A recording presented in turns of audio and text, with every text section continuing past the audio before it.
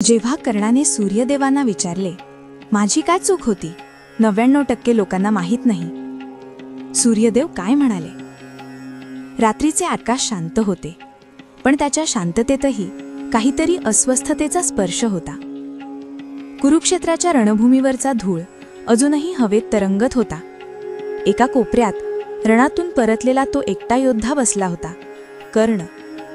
त्याच्या अंगावरचे कवच सूर्यप्रकाशात नव्हे तर चंद्रप्रकाशातही झळकत होते.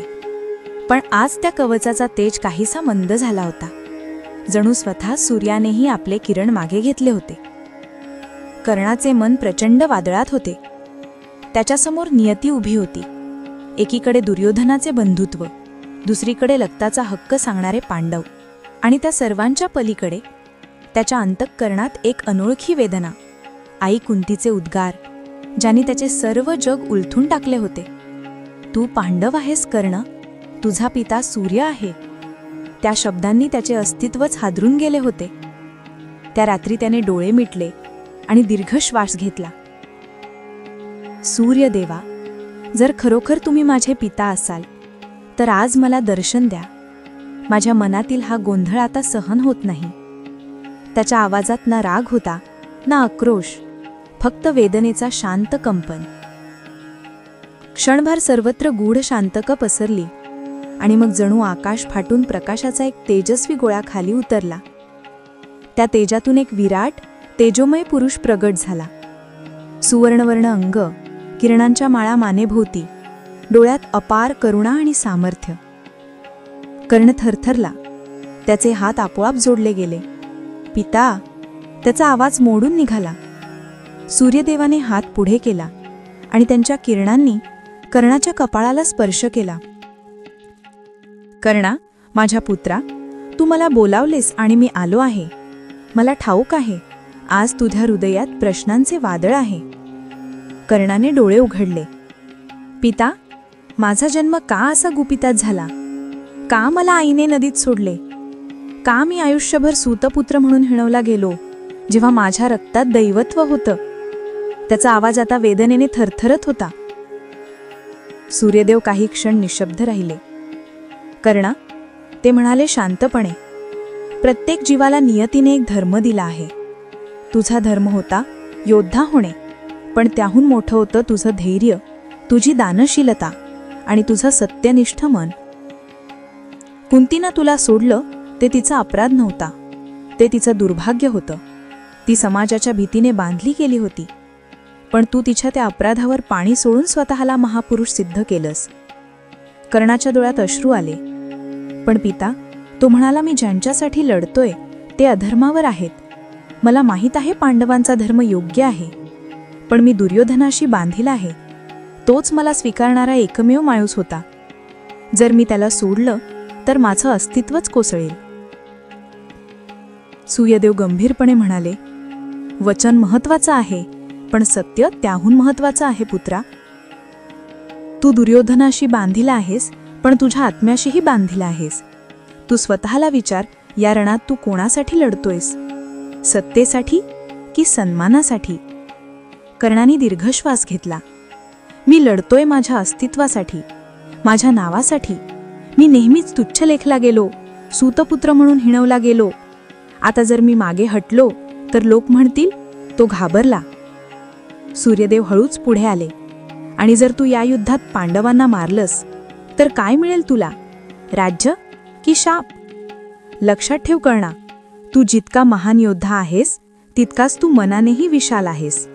तुला लोक दानवीर म्हणतात, पण मला ठाऊक आहे, तू फक्त दानवीर नाहीस, तू आत्मवीर आहेस. कर्ण शांत झाला. त्याचे डोळे रणभूमीकडे लागले होते, जिथे दुसऱ्या दिवशी त्याला अर्जुनासमोर उभं राहायचं होतं. त्याच्या आठवणीत बाणांचा आवाज, शंखनाद, रणाचा गंध सगळं मिसळलं होतं. पिता, तुम्ही मला सांगू शकता का, माझं भविष्य काय आहे? सूर्यदेव दीर्घकाळ शांत राहिले. मग म्हणाले, तुझं भविष्य नियतीने ठरवलं आहे पुत्रा. तू अर्जुनाच्या हातून मृत्यू स्वीकारशील, पण तो मृत्यू पराजय नसून अमरत्व असेल. तुझ्या मृत्यूनंतरही लोक तुझं नाव घेत राहतील. तू जिंकलास किंवा हारलास फरक नाही, कारण तुझं नाव इतिहासात सुवर्णाक्षरांनी कोरलं जाईल. कर्णाच्या डोळ्यात तेज फुललं. मग मला भीती नाही. जर माझं नाव सदैव जिवंत राहणार असेल तर मी रणात पूर्ण शक्तीने उतरीन. सूर्यदेव हसत त्याच्या खांद्यावर हात ठेवत म्हणाले, तुझं तेज माझ्याहूनही प्रखर आहे कर्णा, पण लक्षात ठेव, त्या तेजात अहंकार नको. तुझा अस्त्र तुझ्या मनासोबत चालू दे, रागासोबत नाही. आणि जेव्हा वेळ येईल तेव्हा सत्याला नमन करून प्राण अर्पण कर, कारण मृत्यूचं सौंदर्य केवळ त्या व्यक्तीत असतं जी सत्यावर मरेल. कर्णाचे डोळे मिटले. त्या क्षणी त्याच्या मनातील सगळं धुरकटपणा जणू निघून गेलं. तो उठला, सूर्यदेवाला वंदन केलं. पिता, तुमचे शब्द माझे कवच आहेत. मी उद्या रणात सूर्य तुमच्या तेजाने झळकणार आहे. सूर्यदेव म्हणाले, जा पुत्रा, आणि लक्षात ठेव, तुला कोणी हरवू शकत नाही, कारण ज्याचं मन धर्माशी बांधलेलं आहे तो नेहमी विजयी असतो. आणि जर तू पडशीलही तरी जग तुला वीर कर्ण म्हणूनच ओळखेल. ते म्हणताच तेच पुन्हा आकाशात विलीन झालं. आकाशात नवचंद्राचा मंद प्रकाश पसरला आणि कर्ण एकटा उभा राहिला. पण आता त्याच्या मनात कोणतीही भीती नव्हती. त्याने रणात जाण्याआधी आपले बाण तपासले, रथावर हात फिरवला आणि आकाशाकडे पाहत हलकेच म्हणाला, पिता, उद्या जे काही होईल ते तुमच्या इच्छेनुसार हो दे. त्यांच्या डोळ्यात आता फक्त शांत तेज होतं, जसं सूर्यास्तानंतरही उरलेल्या प्रकाशाचं. दुसऱ्या दिवशी जेव्हा सूर्य उगवला तेव्हा जणू त्याने आपल्या पुत्राला निरोप दिला. रणभूमीवर रथांचे चाकं वाजले, शंखनाद झाला आणि अर्जुनासमोर तो उभा राहिला. त्या क्षणी सूर्यदेव वरून पाहत होते, आपल्या पुत्राच्या तेजावर गर्वाने उजळलेले. आणि जेव्हा कर्णाचा रथ चिखलात अडकला आणि तो आकाशाकडे पाहत म्हणाला, पिता, आता मला सोडू नका, तेव्हा सूर्यदेवांचे तेज काही क्षण मंदावले. पण त्यांनी काही केलं नाही, कारण नियतीचा निर्णय देवांनाही मान्य असतो. अर्जुनाचा बाण सुटला आणि रणभूमीवर एक विराट शांतता पसरली. सूर्य जणू क्षणभर स्थिर झाला आणि मग त्याचे किरण पृथ्वीवर झेपावले, जणू आपल्या पुत्राला आलिंगन देण्यासाठी. त्या दिवशी सूर्यास्त काहीसा वेगळा होता. रक्तवर्ण नभात जणू आकाशाने स्वतः डोळे ओले केले होते. पण त्या तेजात एक अमरता होती, कारण त्या क्षणी सूर्याचा पुत्र कर्ण मरणार नव्हता, तो कालातीत होत होता. आणि म्हणूनच आजही जेव्हा सूर्यास्ताच्या वेळी आकाश लालसर होतं तेव्हा जुने ऋषी म्हणतात, हा तो क्षण आहे जेव्हा सूर्यदेव आपल्या पुत्राला भेटायला येतात. त्यांच्या किरणात अजूनही त्या संवादाचे प्रतिबिंब दिसतं, एक पिता आणि एक पुत्र यांचा अमर संवाद, जो वेळेच्या पलीकडे आहे आणि ज्यात शब्द नाहीत, फक्त तेज, सत्य आणि प्रेम आहे. मला आशा आहे की हा व्हिडिओ तुम्हाला नक्की आवडला असेल.